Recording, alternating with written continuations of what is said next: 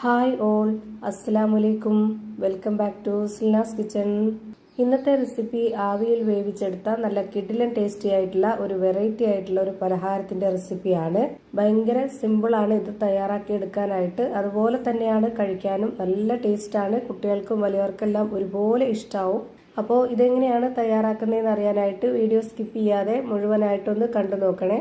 റെസിപ്പിയിലോട്ട് കടക്കുന്നതിന് മുമ്പായി Silna's kitchen channel ആദ്യമായിട്ട് കാണുന്നവരാണെങ്കിൽ പ്ലീസ് ഒന്ന് സബ്സ്ക്രൈബ് ചെയ്തേക്കണേ. ഒപ്പം തന്നെ ഈ വീഡിയോസ് നിങ്ങൾക്ക് ഇഷ്ടപ്പെടുകയാണെങ്കിൽ ഒരു ലൈക്ക് ചെയ്ത് ഷെയർ ചെയ്ത് സപ്പോർട്ട് ചെയ്യാനും മറക്കരുത്.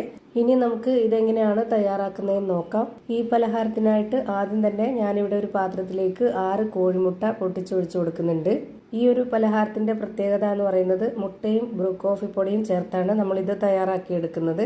നമുക്ക് എത്രയാണോ പലഹാരം വേണ്ടത് അതിനനുസരിച്ചുള്ള മുട്ടയാണ് ഇതിലേക്ക് എടുക്കേണ്ടത്. ഞാനിപ്പോൾ ഇവിടെ 6 കോഴിമുട്ടയാണ് എടുത്തിട്ടുള്ളത്. ഇതിലേക്ക് നമുക്ക് 2 പാക്കറ്റ് ബ്രൂ കോഫി പൗഡർ ഇട്ട് കൊടുക്കാം. 2 രൂപയുടെ പാക്കറ്റാണ്. ഈ ഒരു 6 കോഴിമുട്ടയ്ക്കും ബാക്കിയുള്ള ഇൻഗ്രീഡിയൻസിന്റെ അളവിനും കറക്റ്റ് ആക്കിയിട്ടാണ് ഇത്രയും പൊടി ഇട്ട് കൊടുത്തിട്ടുള്ളത്. ഇത് കറക്റ്റ് ആണ്. ഇനി നമുക്ക് ഇത് നന്നായിട്ടൊന്ന് വിസ്ക് വെച്ചിട്ട് അടിച്ചെടുക്കാം. ഈ പലഹാരം തയ്യാറാക്കുന്നതിന് വേണ്ടിയിട്ട് നമ്മൾ മുട്ട അടിച്ചെടുക്കുമ്പോൾ മിക്സിയുടെ ജാറിൽ ഇട്ടിട്ടോ അല്ലാന്നുണ്ടെങ്കിൽ ബീറ്റർ വെച്ചിട്ടോ അടിച്ചെടുക്കരുത്. അങ്ങനെ ആകുമ്പോൾ അതിന്റെ പരുവം തെറ്റിപ്പോവും. ഇതുപോലൊരു വിസ്ക് വെച്ചിട്ടോ അല്ലെങ്കിൽ ഫോർക്ക് സ്പൂൺ വെച്ചിട്ടോ തന്നെ നന്നായിട്ട് അടിച്ചെടുക്കുക. ഞാനിപ്പോൾ ഇത് നന്നായിട്ട് അടിച്ചെടുത്തിട്ടുണ്ട്. ഇനി നമുക്ക് ഇതിലേക്ക് വേണ്ടത് പാൽപ്പൊടിയാണ്. ഇതുപോലുള്ള സ്പൂൺ അളവിൽ 2 ടേബിൾ സ്പൂണാണ് പാൽപ്പൊടി ഇട്ട് കൊടുത്തിട്ടുള്ളത്. അതേ സ്പൂൺ അളവിൽ തന്നെ 2 ടേബിൾ സ്പൂൺ വറുത്ത അരിപ്പൊടിയും കൂടെ ഇതിലേക്ക് ഇട്ട് കൊടുക്കണം. ഇനി ഇതിലേക്ക് വേണ്ടത് മധുരത്തിന് ആവശ്യമായിട്ടുള്ള പഞ്ചസാരയാണ്. ഞാനിവിടെ 1/4 കപ്പ് അളവിൽ 1 കപ്പ് പഞ്ചസാര ഇട്ട് കൊടുത്തിട്ടുണ്ട്. ഇനി ഈ ഒരു മധുരത്തിനെ ബാലൻസ് ചെയ്യാനായിട്ട് ഒരു നുള്ള് ഉപ്പും ഇട്ട് കൊടുക്കുന്നുണ്ട്. പിന്നെ നല്ല മണത്തിന് വേണ്ടിയിട്ട് 2 ഏലക്കയും ഇട്ട് കൊടുത്തതിന് ശേഷം ഇതുപോലെ വീണ്ടും നന്നായിട്ടൊന്ന് അടിച്ചെടുക്കുക. ഒട്ടും തന്നെ കട്ടകളൊന്നും ഇല്ലാതെ നല്ല രീതിയിൽ ഇതുപോലെ അടിച്ചെടുക്കണം. എന്നാലാണ് നല്ല പഞ്ഞി പോലത്തെ നല്ല സോഫ്റ്റ് ആയിട്ടുള്ള ഒരു അടിപൊളി പലഹാരം റെഡിയായി കിട്ടുന്നത്. അല്ലാന്നുണ്ടെങ്കിൽ പരുവം തെറ്റിപ്പോവും. ഇപ്പം ഞാനിതാ ഇതുപോലെ നന്നായിട്ട് അടിച്ചെടുത്തിട്ടുണ്ട്. ഇനി ഒരു കയ്യിൽ കൊണ്ട് കോരി കാണിച്ചു തരാം ഇതിന്റെ കറക്റ്റ് ആയിട്ടുള്ള പരുവം. ഇത് കാണുമ്പോൾ തന്നെ നിങ്ങൾക്ക് മനസ്സിലാവും ഇതിന്റെ കറക്റ്റ് ആയിട്ടുള്ള ഒരു പരുവം. ഇനി നമുക്കിത് വേവിച്ചെടുക്കാനായിട്ട് നമ്മുടെ കയ്യിൽ അവൈലബിൾ ആയിട്ടുള്ള ഏത് പാത്രത്തിൽ വേണമെങ്കിലും ഒഴിച്ചു കൊടുക്കാവുന്നതാണ്. ഞാനിവിടെ ഇതുപോലൊരു കറി ബൗളാണ് എടുത്തിട്ടുള്ളത്. ഈ ഒരു ആകൃതിയിൽ ഷേപ്പിൽ കിട്ടാൻ വേണ്ടിയിട്ടാണ് ഇങ്ങനെ ഈ പാത്രത്തിൽ ഒഴിച്ചു കൊടുക്കുന്നത്.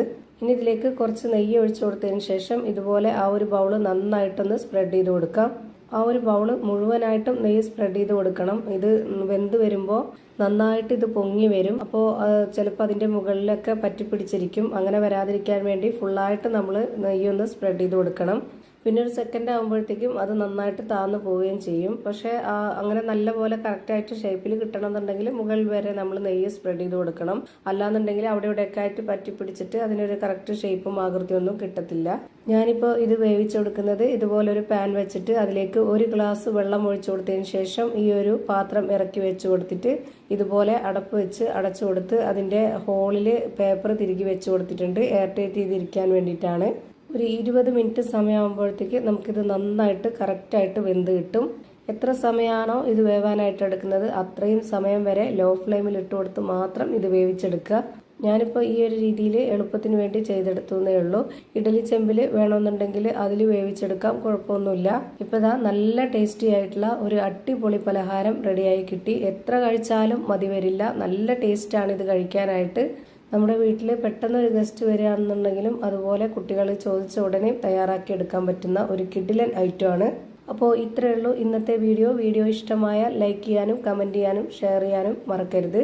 അതുപോലെ തന്നെ ഞാനിടുന്ന വീഡിയോസ് നോട്ടിഫിക്കേഷനായിട്ട് കിട്ടുന്നതിന് വേണ്ടി സബ്സ്ക്രൈബ് ചെയ്ത് ബെല്ലൈക്കൺ അമർത്തി അതിൽ ഓൾ എന്ന ഓപ്ഷൻ എനേബിൾ ചെയ്ത് കൊടുക്കാനും മറക്കരുത്. പുതിയൊരു വീഡിയോയുമായി വീണ്ടും വരും. Thank you for watching.